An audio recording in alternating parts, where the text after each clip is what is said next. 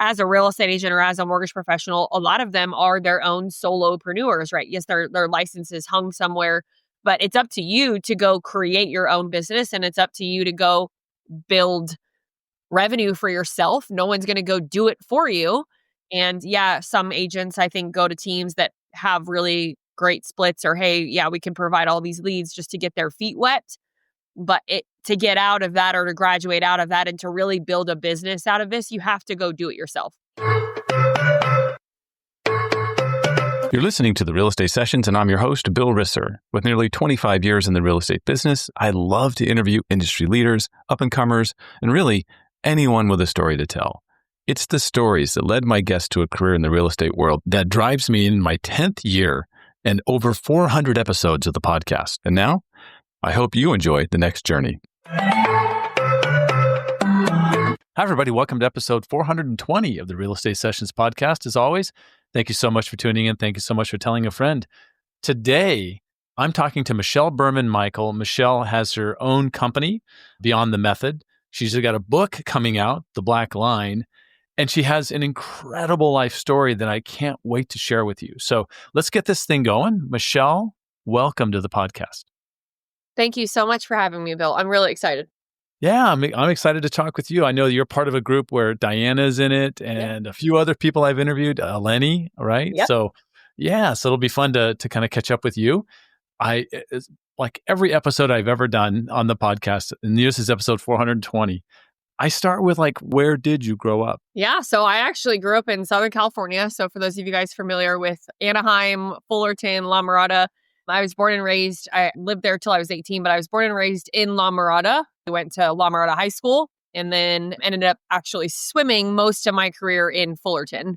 So Fullerton being kind of the big swim part of Southern California. And then, lots of time in Mission Viejo at their pools, lots of time in Lake Forest, some of the bigger outdoor pools. Irvine was a big pool for us. So I've been all over, but I lived in La Mirada. Give me the name of the swim club you belonged to in Fullerton, because I know it was a club. It was, yes. So I swam for FAST, F-A-S-T, Fullerton Aquatic Sports Team, formerly owned and operated by Kevin Perry. He passed away my senior year of high school, right before my entire graduating class was getting ready to go off to college. So it was a tough year for all of us. We'd swam for him. I swam for him personally for about 12 years out of those first 18, all the way from, the developmental program up until I graduated from high school and ended up off on a swimming scholarship to Rutgers.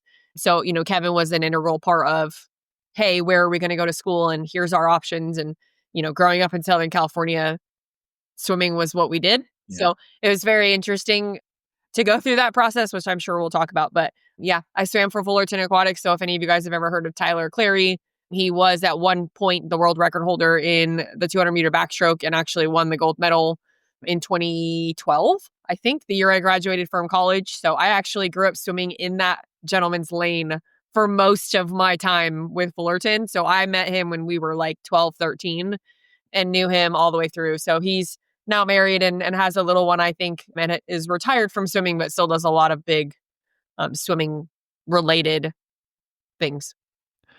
So I need your favorite, I don't want to call it stroke, but there's a different name for it. Rather than your favorite stroke, it's your favorite event.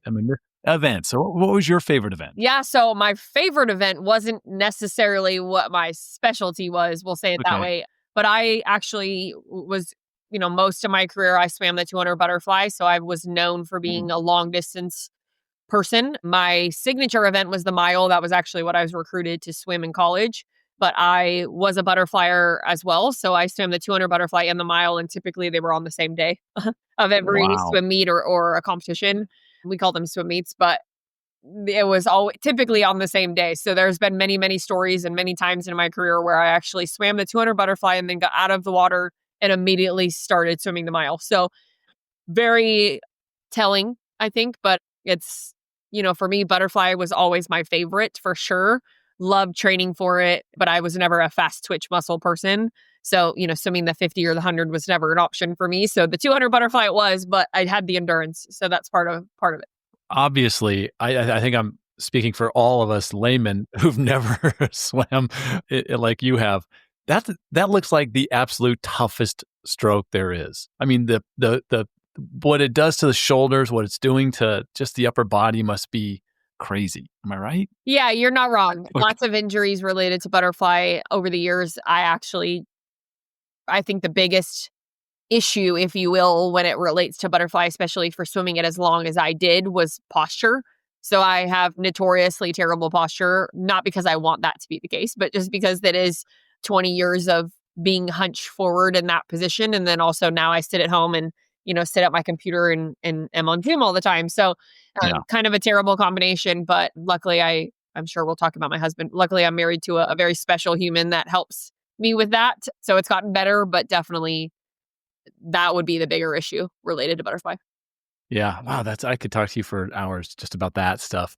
Growing up in Southern California, I did the same. I was in San Diego. You were just one county up in Orange County, really. Or Yep. Tell me your favorite thing about growing up in Southern California and maybe like the biggest misconception when people find out you're from Southern California. Yeah. What do Oh they my gosh. say? So one of my best friends here, she's actually from the Bronx in New York. And when she met me, she was like, "You're from SoCal?" Like, no, right? Like she just did not believe it for a second. And if anybody listening to this knows anybody from New York City, they are their own breed and they certainly operate on a different wavelength. Mhm. And she always says, she's like, "There's just no way you're from Southern California." Like my personality, if you know me longer, and I'm sure Bill, you'll get to know me over the years, but I'm not your quintessential Southern California girl. I don't really dress like one. I don't really act like one. I'm really not that type of a girl. I do wear rainbows though. So for anybody listening from San Diego or from Southern California, like I will not wear any other form of sandal. So that's the only California girl in me that's left, I think. But I think the biggest misconception is that we're all kind of airheady, I think, which sounds silly and hopefully it's okay to say that, but I promise you we're really smart, but I do think that you have sort of this, hoity-toity vibe sort of personality that is typically associated to that and sort of this airheady reality TV from all the shows. We're not that. At least I'm definitely not that. And, my family still lives in Southern California now and my sister does not anymore, but we don't like to be lumped into that. I'll say that. Yeah. Yeah. You're now in Tennessee, correct? We are, yes. So my Yeah. husband and I live in Clarksville, Tennessee. So for those of you guys familiar with the military, you know that it's where Fort Campbell is. So it's one of the bigger military bases. It's about 45 minutes north of Nashville. You like Nashville? Do you head down that way? We don't go into Nashville a ton, I should Yeah. say. I was actually there yesterday for most of the day, but I have several clients in Nashville. So I tend to go in occasionally to do that. But I will say they have insane coffee shops. They have several really, really good coffee shop bookstore combinations. I'm a big reader and I love lots of series and different fiction based books. For me, it's just a disconnect from reality and a way for me to kind of turn my brain off. And I love hole in the wall coffee. So I will say Nashville has that. But, I'm not a big partier. I don't really go out into the scene much, but I do really enjoy country music. I was really born and raised on Tim McGraw and Lee Brice and a lot of these older country artists. So living in Nashville now, it's really fun because I'm here and I get to go and see all of those people and all of the upcomers. But I think my favorite thing about living in Tennessee is just the land, the space, having green everywhere all year round. We didn't grow up with that. I grew up with 2 seasons and that was it. And then I lived in Phoenix for several years. So it was very concrete, cactusy type dirt vibes. And now I live in Tennessee where everything is green and beautiful and we have fall and all this color everywhere. And you couldn't take me out of Tennessee anymore, Bill. I'll say that. Yeah. That's great. I like to ask this question a lot of my guests because it's, you were a competitive swimmer at the age of 16. You knew you had a scholarship was coming your way because you were good enough to do that and head on to Rutgers. What was the plan? Look, it could have been Olympics. It could have been something big like that, or it could have been something else. I'm curious. What were you thinking at the age of 16? What's Michelle doing? Yeah, at 16 years old, I think my number one goal was go to college and be a really good swimmer. And I think most people at that time, that's what we were all thinking. All of the girls that I grew up swimming with and frankly, just gentlemen and ladies, I grew up swimming on a co-ed team. Rutgers was an all-female team only because about 2 years prior to my freshman year, they had actually cut the men's team as part of the Title IX situation that was going on. At the time, we were also part of the Big East, so it was a little bit different. Now they're not part of the Big East. I believe it's the Big Ten, if I'm correct. Mhm. So a little bit different times, but at 16 for me, it was, hey, I got to get a scholarship. I got to figure out where I'm going to college. And, academically, I grew up in a family of lawyers. My mom was a paralegal for pretty much all 40 years of her professional life. And then my dad was a bankruptcy lawyer, just retired actually in 2023, in December of 2023, but still sits on boards and still travels the country going to litigation and all that stuff still, even though he's retired. But I grew up in a family of lawyers. My sister was a high school biology teacher and a chemistry teacher. So for me, I kind of just assumed that that's the route that I was going to go. And a big part of my story, if I can just be super honest with you, Bill, is I am the black sheep of my family in the sense of I did not go to law school. I did get into UNLV Law School, but I actually declined and originally went to college thinking I was going to be a physical therapist. That's what I thought I was going to go to school for at Rutgers, and, was very much so interested in the academic side of that. Being an athlete and knowing the value of the physical therapist that kept our bodies intact at such a young age because of the volume of just impact we were putting on our bodies. I knew that there was so much value in who those humans were because they took care of me, that it was fun for me to think about, hey, I want to go take care of other athletes when I become of age to do so. So I initially entered college with the intent of being a physical therapist. And my freshman year of college, at the very end of that year, I actually changed my major. That's a story for you for sure. But I will say I double majored in journalism and psychology. So my undergrad degree is a double major in journalism and media studies with the intent to double or minor in psychology, but I ended up taking too many credits. So it ended up being a double major. My whole thought process there was at some point I knew I was going to write a book, and I was really, really confident in that, even at such a young age. And the story goes that, my senior year of college, when I graduated, I told my dad, I'm going to write a book, Dad, but have no idea what it's going to be about. I just know that someday I'm going to figure it out. And I think it's because I have a voice and I have something to say. But once I figure it out, I'll let you know. And that was in 2012. And I do have a book coming out this year, actually in 2025. So we've made it. But black sheep wise there, I think it's just important to understand, like, just because it's what your family does doesn't necessarily mean that it's what you have to do. Mm-hmm. And I think I'm the tail of that. Yeah, I love that. I love that you're very open about that. What was your first gig out of school? What was that first job? Man. It was awful, Bill. I can't even, oh my gosh. So my undergrad degree, as I mentioned, was in journalism and psychology. And my idea was to go write for newspapers. I was going to do sports writing. That's kind of where my head went, with the intention of, in the back of my mind, I'm like, well, you can't write about people if you don't understand people. So hence the psychology degree. And I kind of had this vision of being Aaron Andrews in another life. Everyone thinks I'm somehow related to Chris Berman, and no, I am not. But I still get that question today. But I really had this idea that I was going to go write sports articles and travel the country going to sporting events and be a part of the sporting or sports world. So I actually started working for Bleacher Report, and we got $10 an article to write. It was absolutely brutal, and it didn't last very long. I think I wrote 3 or 4 articles before I quickly realized it was completely unsustainable. So my first real job was actually working for a network marketing corporate firm in Philly. So if you're familiar with the King of Prussia area outside of Philadelphia, I worked for this company. It was, if anybody's ever heard of Sidcore, probably not, but it's a network marketing type organization where you go door to door at businesses to sell something, right? So in this case, it sounds so horrible when I say it out loud, but it's still really funny to me now looking back on this. But this first job, it was 100% commission, and I was normally, for the most part, an introvert, not a super extroverted person. But this job made me an extrovert real quick. But I was selling direct energy door to door at businesses. So I had to go into big shopping complexes. I had to go into big corporate type buildings and ask them for their electric bill to see if I could save them money on their electric bills. And it was kind of wild, but I was very good at it and didn't expect to be very good at it. But I was one of the number 1 reps in all of the Northeast, and I was still flat broke. Like, it was awful. So living in Philly, I think my average paycheck was like $1,700 every 2 weeks, which barely covered my rent, let alone food and all the other stuff that goes into life. So I did that for about 2.5 years, a little less than 2.5 years, about two. And I was really good at it. I loved it. I got to go to a bunch of different states and go to all the big SIDCore conferences and kind of caught the network marketing bug a little bit. But I found out my dad had stage 4 non-Hodgkin's lymphoma and decided that I was going to move home to California. So I had got out of that job and actually was working for a small interior design company working with real estate agents. So I had to work with the real estate agent who was hiring the stager or the person to come in and design a listing or make it look pretty.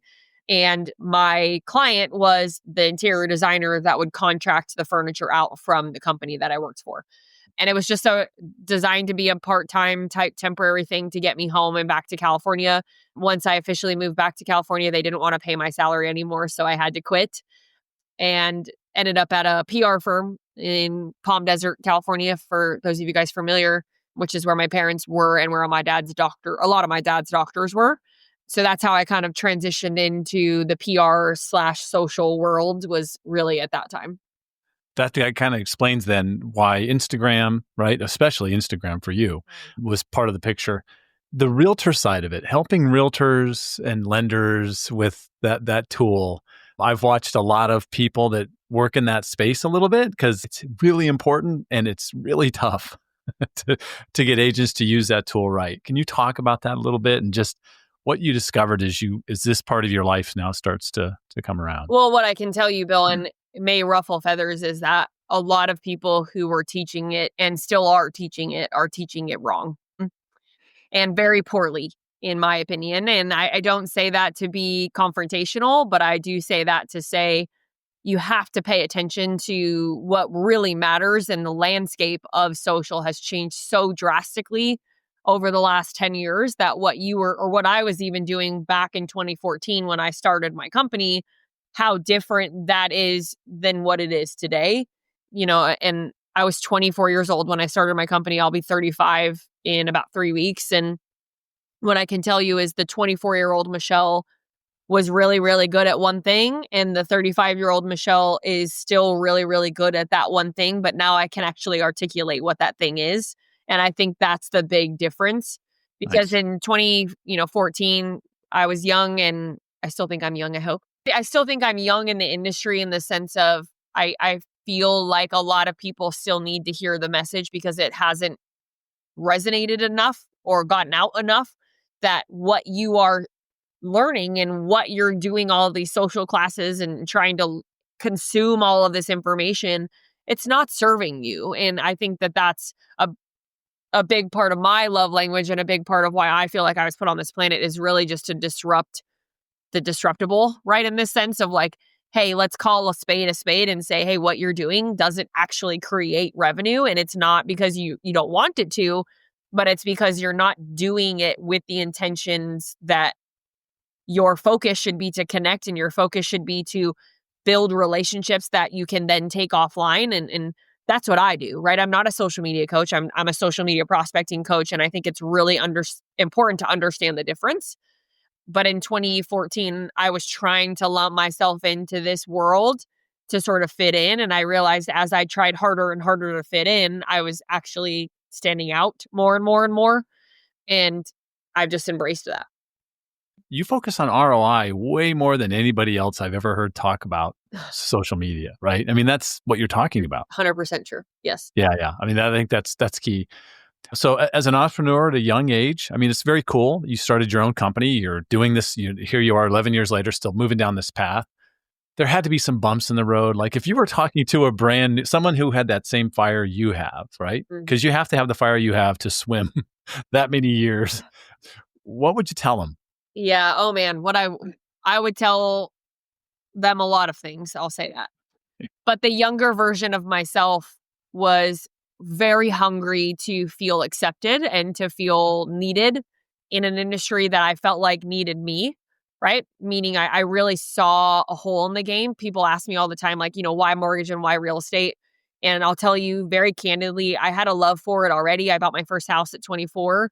But the biggest thing for me was we have to have, essentially, we own our own companies, right? Even though, yes, I do have my own official entity, as a real estate agent or as a mortgage professional, a lot of them are their own solopreneurs, right? Yes, their license is hung somewhere, but it's up to you to go create your own business, and it's up to you to go build revenue for yourself. No one's going to go do it for you. Right. And yeah, some agents, I think, go to teams that have really great splits, or, hey, yeah, we can provide all these leads just to get their feet wet. But to get out of that, or to graduate out of that, and to really build a business out of this, you have to go do it yourself. So there was something very attractive to me about the grittiness of those types of individuals, because that really just is who I am. But I will tell you that that version of me, the 24-year-old version of me, was so desperate to just get my voice heard that I was almost afraid to be a disruptor in the space. I was almost like, oh, I don't want to disagree because I want everyone to like me so that enough people will find me. But as my career has evolved, it actually has become very clear to me that my superpower is actually really not agreeing, and not in a negative way. I'm not out here to say that what other people are doing is not giving solutions and helping people, but I am saying, like, my thought process and my philosophy is very different and really rooted in the psychology aspect of why are we doing this, right? And the psychological principles behind how we show up and how we connect with human beings, and how people like me, right, who, I'll share the story. I was bullied most of my middle school and high school life. I really didn't have a ton of friends. I didn't go to prom with a boy. I went with my girlfriends. Like, I didn't grow up that way, right? I didn't have that I feel like I fit in personality or life, frankly. I went to college, went from a co-ed swim team to an all-female team, which exasperated that a lot for me, and it made it almost 10 times worse, because you're in an all-female team where everybody's got, their periods, and we have hormones, and we have like all of our emotions and things that go into being young females. And it just created a bigger disconnect from real relationships and real friendships, because I just was almost on the outside looking in all the time.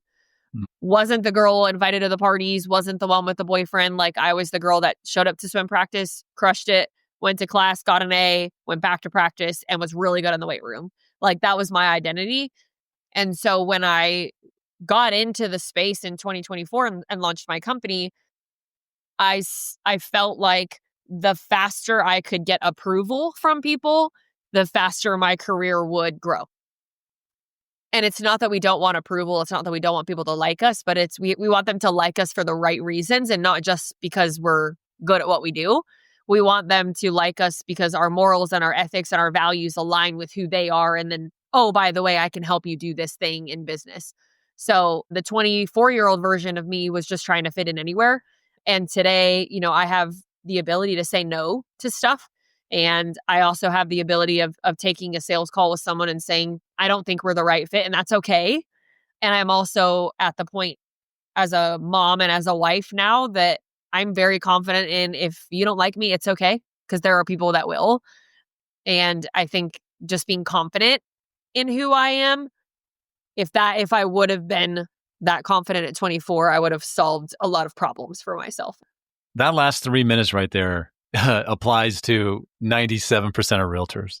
I'm going to say that right now. They need to know the same things. They need to do the same things. They need to be able to say no, right? And not just, oh no, it's another buyer or seller. I know I can make it work. Yeah, I think that's fair. It's incredibly powerful. Let's talk about, for all you mentioned, your husband and your child. Let's talk about that. So where was that in the process, in the flow? So you got this company rolling along. Where did that kind of take hold? So I have a fun story, and I think it's really relatable whether you're a man or a woman, or married or not married. But a lot of the insecurities in my younger life sort of bled into my relationships because of the nature of it.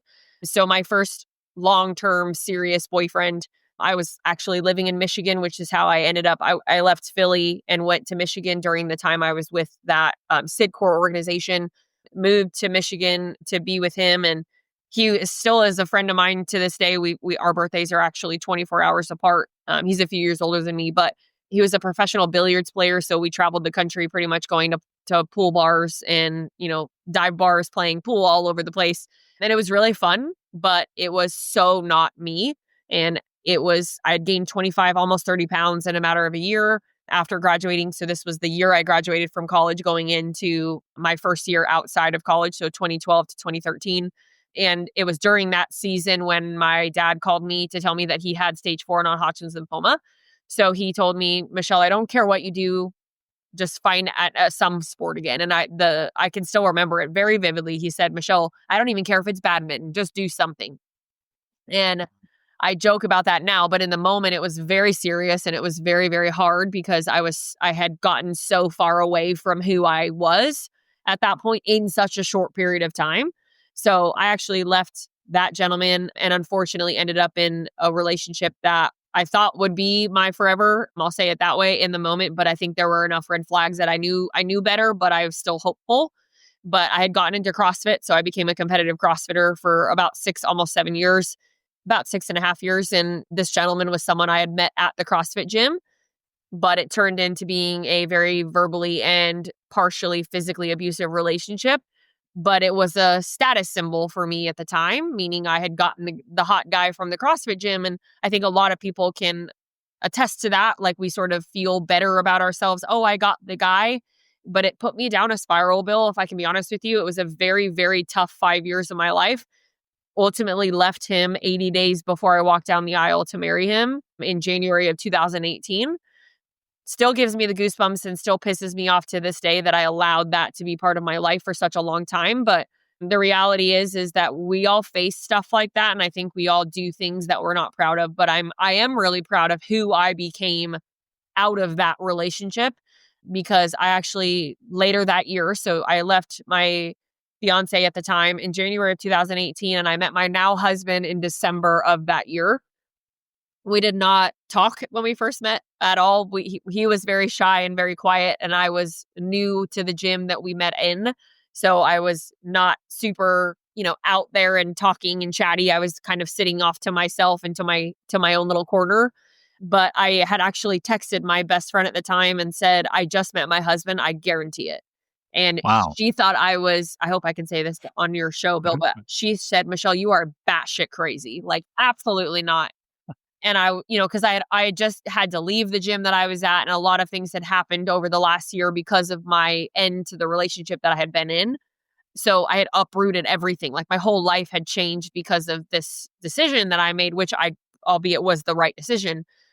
So my girlfriend was like, Michelle, just no way.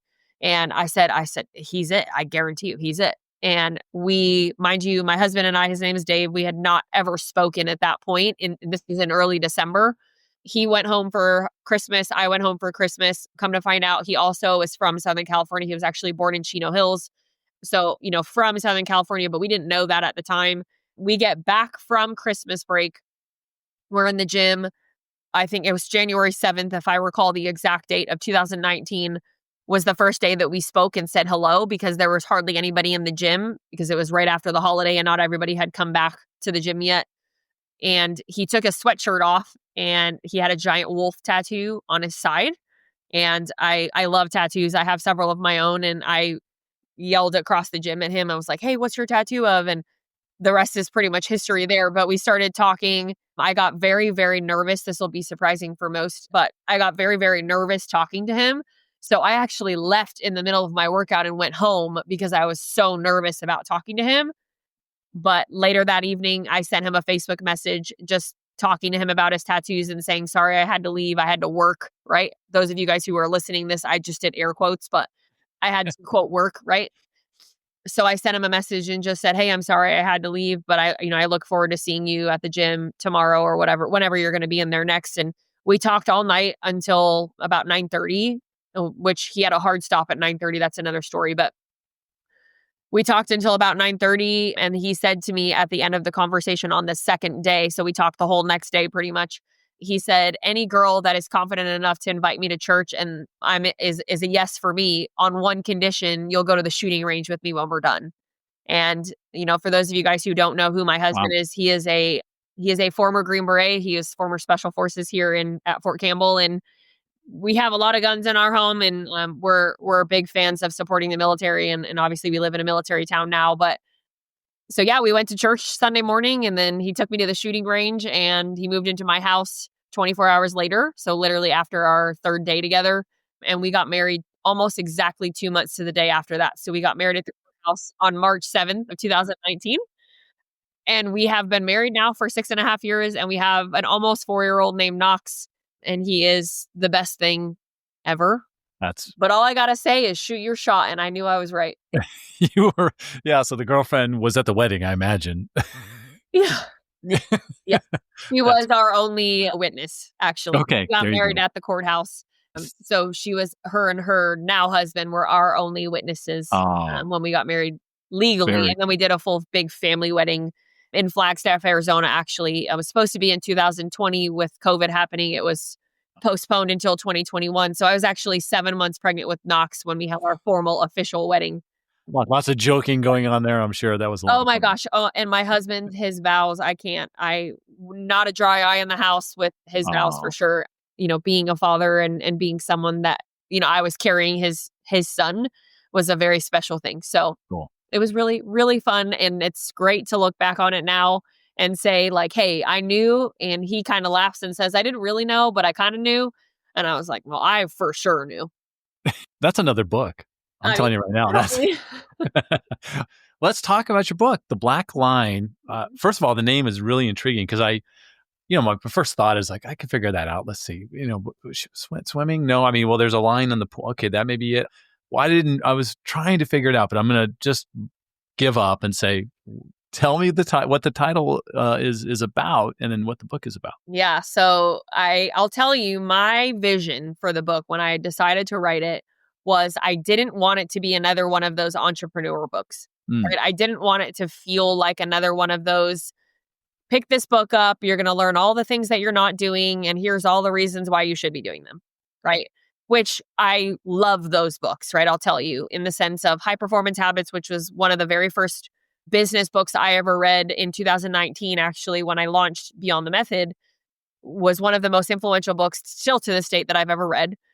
Good to Great being another one of them with Jim Collins. Like I still talk about the flywheel. It's a big part of even how I built my company and how I built my structure. So those books are so powerful and really just so valuable. But for me, there was a little bit of a difference in how I wanted to approach this.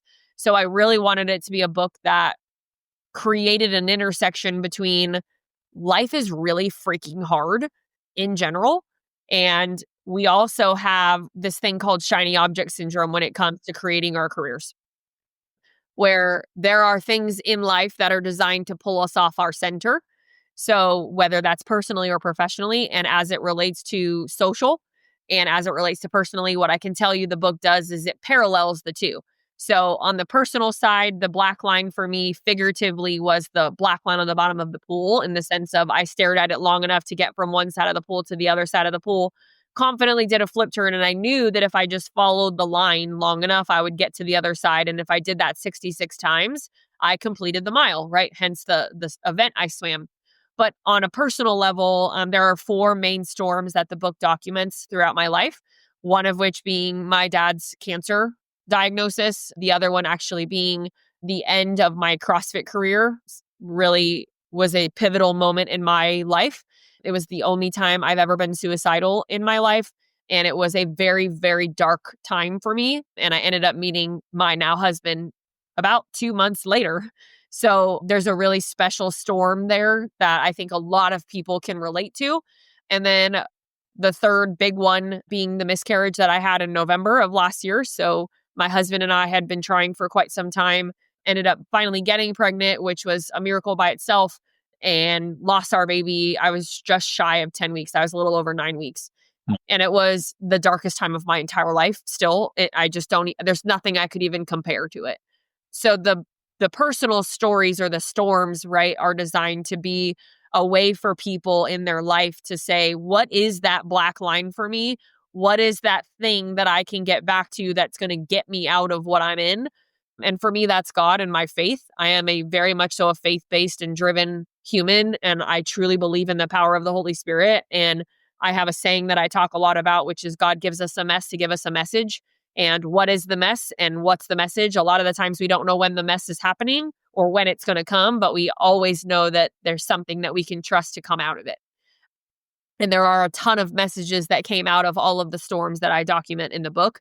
But the whole premise of it parallels the social media side, which is, you go and you take all these classes, which one of the things I love to do when I do a keynote anywhere is I'll say, how many people in the room have taken a social media class recently? And everybody raises their hand. Yep. And then I'll say, okay, how many of you have taken 2 or 3 in the last few months? And I swear the whole room still raises their hand. And my promise to them is at the end of my session with them, they will never have to take another social media class again because the black line is now laid out in front of them. So the black line is what I now call Beyond the Method, the course itself, or the black line approach being the methodology that is built into Beyond the Method, which is I have the straight line. I know exactly what to do. I know exactly how to get you from where you currently are to actually making money off of social. And it's not what you think because it's not all the flashy stuff. And so the black line is that visual metronome, in this case being the plan, or Beyond the Method being the name of the course that I created in 2019. I love the phrase visual metronome. Just staying in rhythm, right? Just don't don't get off track. But it is very easy. It is very easy to. And the swimming analogy was very special to me, very relatable to people. The lane lines are designed to keep us from going off into the next person's lane, keeps you from going in the straightest line as possible from one side to the other side. So I always say, the other social classes are trying to piecemeal this and this and this and all these different strategies together and to try to turn that into your own. It's like swimming in a pool with no lane lines. Like you're just screwed. Yeah. Like you really just are. And most likely you're going to end up start on one side of the pool and end up totally diagonal way the heck over there and wonder why it took you so long. And I think that's the visual analogy I was trying to create. But the cover, which has not been released yet, the cover I can tell you is so beautiful in my opinion, but it's really this mixture of hope and darkness and kind of all of that, how that comes together to create this beautiful story. And my goal is that someone picks it up and doesn't say, oh, this is just another entrepreneur book. Instead, they pick it up and they say, what is this? Exactly what you said when you went to kind of start the conversation. Yeah. I want that. I want them to pick it up and be like, I'm so intrigued because I don't know where this is going. Yeah. You started a podcast. I did. How do you like it? Oh, I love doing it. Yeah. Good. I like talking to other podcasters. Tell me what put you down that path, right? What was the thought process there? Because obviously for Beyond the Method, right? For your instruction, right? And how to handle social and how to work this stuff out in a better way. It's always good to have a podcast because more people are going to hear about that. But I imagine there's a part of you that just wants to learn more about people as well. Yeah, a huge part of me was I'm just curious about other people and want to learn about how other people are doing things and also have really insightful conversations with people that I feel like can move a needle. So I was very strategic about how I launched the podcast as far as guests. And when I chose to build the podcast, my thought process was, I don't want this to just be another podcast about social because that's not what this is. I really wanted it to be very, very directed at prospecting and how do we use social as a prospecting tool.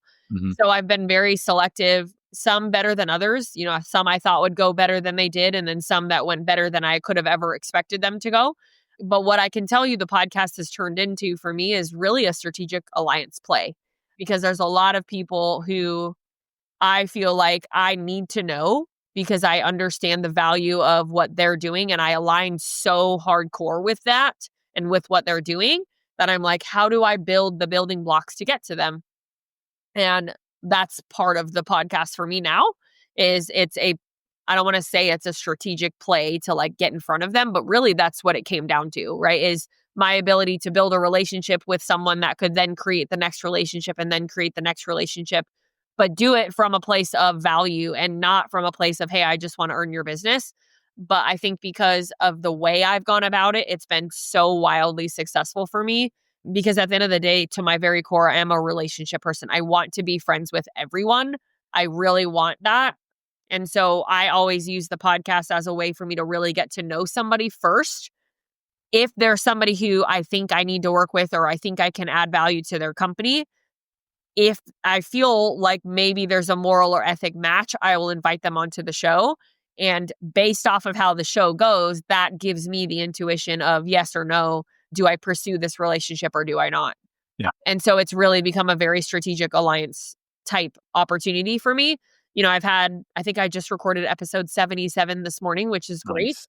But really what started off as more of a side gig, like I'll get to this when I get to this and I'll interview a couple of cool people here and there, which will create some snowball, has turned into one of the funnest things I've ever done. Yeah. And just some of the coolest friendships that still to this day, I'm like, you're way too cool for me, but I really appreciate it, Look, you have 77 people you can reach out to. If you have a question about something or you need an answer, whatever it is, they're there. And that's for me, that's exactly why the podcast was kind of created, was a way for me to connect with people in the industry that's going to help me help others. And the ability to be able to go back, and now the ability to go back and reach back to you, right? If I have somebody who hits maybe a storm, I say, I got somebody maybe you could talk to. My guess is you would probably talk to that person. 1,000%. Absolutely. There you go. So So it happens all the time. I love getting Yeah. those DMs on social, whether it's Yeah. on Instagram, Facebook, or LinkedIn. I get them and people say, I heard you on this show and Yeah. holy smokes, like your story just I got a message very recently and it really hit me. Like tears hit me. But the gentleman was like, I just wanted to reach out to you. I heard about your dad's story, the story I tell about my dad. And it's a very loaded story. But what I can tell you is my dad called me while I was living in Michigan. I had just gotten home from work and he said sort of the story I mentioned, but on a bigger, deeper scale. He basically mentioned to me or told me on the call that he was given 6 months to live. Really. That was about the guess, right? Wow. But they couldn't guarantee that the prognosis was not good, but they were confident that they could maximize his life and that there were ways to get out of it, but it was going to be an uphill battle. So I sat down on my couch and I just remember sitting there thinking like, oh my God, I have to go home. I have to fly home. I have to leave Michigan and I have to get home back to my family. But the gentleman who DM'd me, he heard the story about, my dad saying to me, like, go back to being who you are and get closer to the daughter that I raised and, find sports again and all of these things. But the gentleman that DM'd me, he heard that whole story and he said to me, like, my dad has the exact same cancer right now and told me all of this stuff about him personally and the backstory going into it. And he is in real estate and has been in real estate for several years. Said he wanted to quit. He was really just like, with everything that was going on, he was like, I'm done with doing this. Like, I think I just need to go take care of my dad. And I said in the message, I said, I'd love to get on a call with you if you feel like what I do might help you. He did not end up buying coaching, but what I can tell you is he did end up solving his problem, right? He did not quit real estate.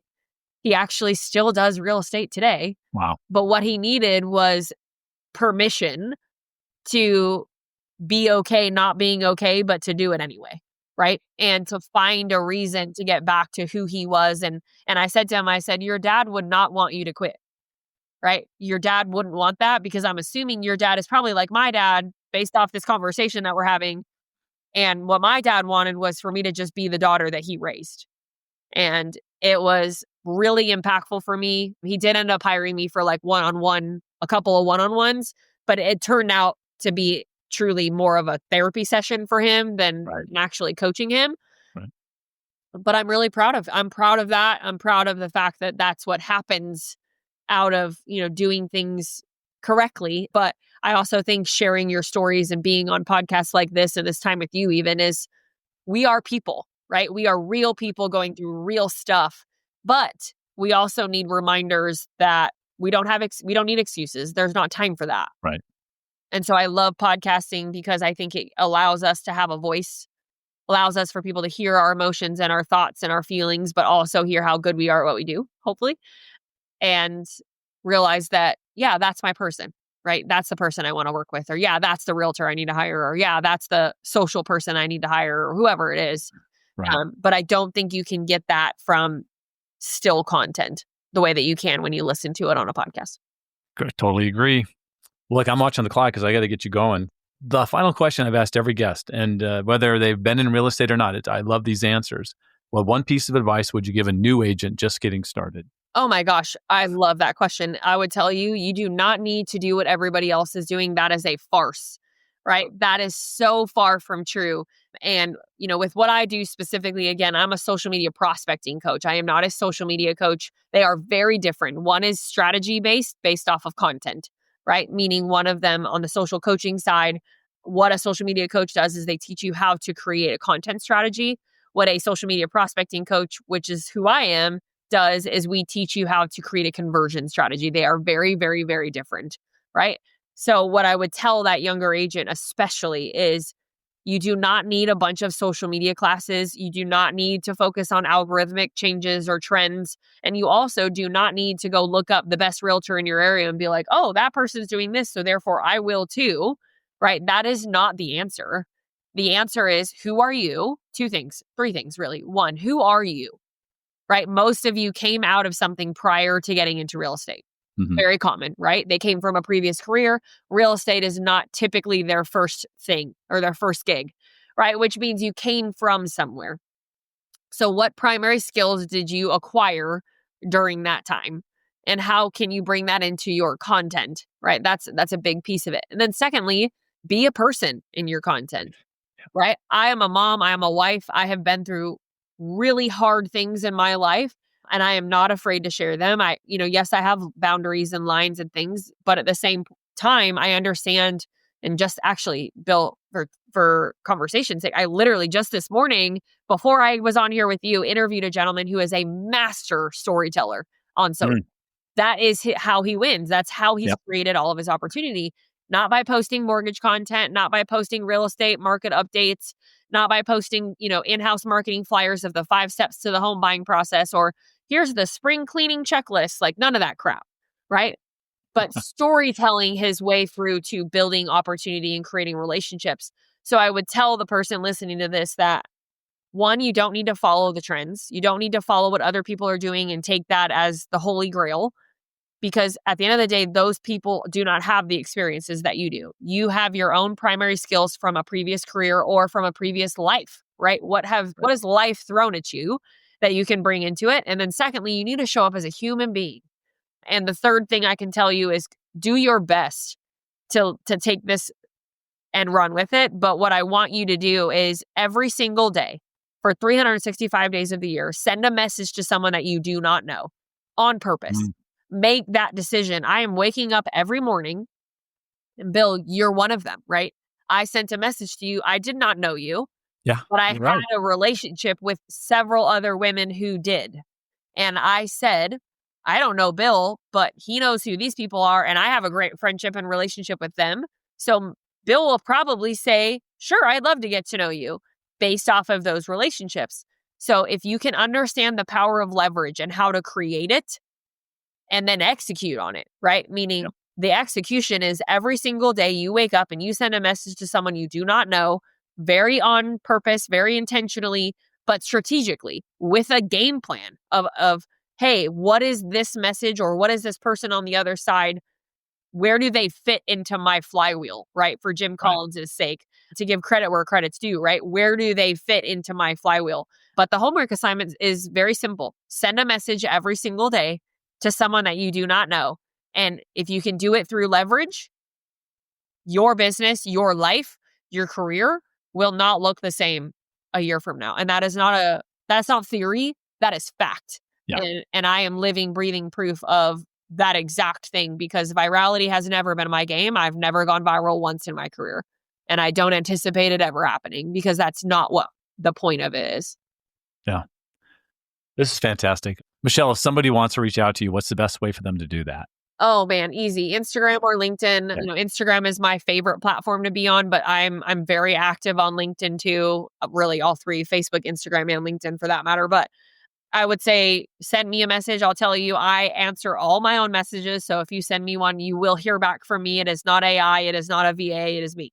So that's really important to me too. And then as far as what do I have coming up there? I have several big speaking opportunities coming up. I'll be at Mastermind Summit. If any of your listeners are going to be there, that's at the end of June. More on the mortgage side, but there's a lot of real estate agents going. But I will also be speaking at Momentum Builder Sales Mastery later this year, which is the merger between Todd Duncan and the Momentum Builder organization. I'll be speaking at that in Dallas. So really cool opportunities coming up for me. But my favorite thing is when people message me and say, hey, I heard you on Bill's show or, whatever, because then I get to reach out to you, Bill, and say, hey, look at the messages that I've gotten. So that's my favorite thing to do. So if you're hearing Bill and I, tell us that you heard me here. Michelle, this has been great. I'm getting so much good stuff out of that mastermind group. I love it. I'll just keep working through there, I think. Yeah, Yeah, ultimately that's what I'll end up doing. So 1000%. thanks so much for really for being so open, for what you've shared with us today, and continued success, because it's been really fun to kind of see what you've been doing. And as I was doing a little research, and I can't wait to see what comes next. Oh my gosh. Well, I appreciate that so much, Bill. And just more than I can say, just thank you for having me. I appreciate the opportunity.